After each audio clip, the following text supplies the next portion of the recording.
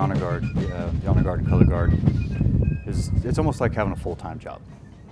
With how much we do and the amount of services and events that we do here, taking care of all the logistics, all the coordinations, all the supply, the ordering of uniforms and equipment. Talking with all the either the event coordinators or the family members that are scheduling memorial services. All the phone calls involved, all the planning, all the correspondence with the team to make sure we get the team scheduled, enough members of the team available to do each event. So it's quite a task, but it's a very necessary duty. Our primary mission here is to be able to provide funeral services for past veterans. So while the active duty provides a 2-person detail, we actually provide a 12-person detail. We go out there with a full 12-person team, 3-man flag folding detail, 7 riflemen, a live bugler, and then myself commanding. So it puts a nice large presence for the family to be able to put the actual honor service on for the fallen veterans. The secondary mission that we have is doing color guard services for various events throughout the community. Pretty much any opportunity that we have to be able to take the American flag and hold it high in front of a crowd, we're there. We have 7 members of the team on our competition team, 2 flag bearers, 4 riflemen, and then myself commanding.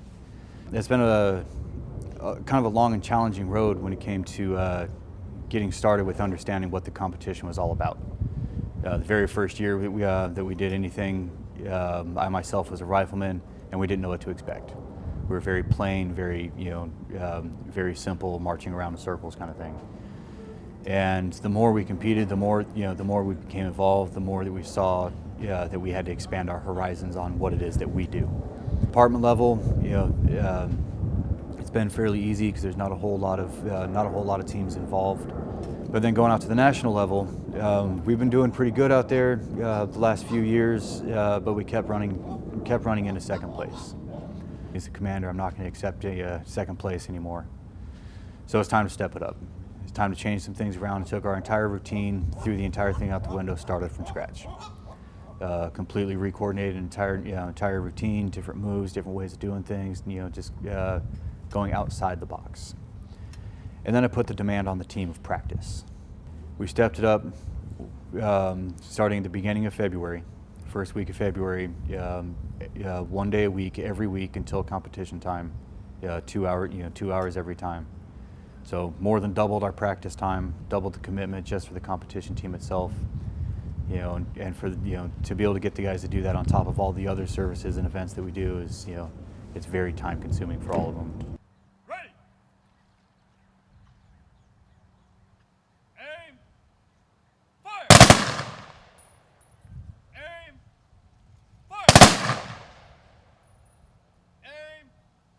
Fire. With a long-standing history of all 3 portions of the honor guard service, for the active duty military to not be able to provide that anymore for your average veteran, your everyday veteran that served his time, that didn't pay the ultimate sacrifice in combat, to just let that go, to me, it's inappropriate. It needs to be there. It's a long-standing history, long-standing tradition in our country's history. And for us to be able to do this and maintain that and keep that going, it's very relevant, very important.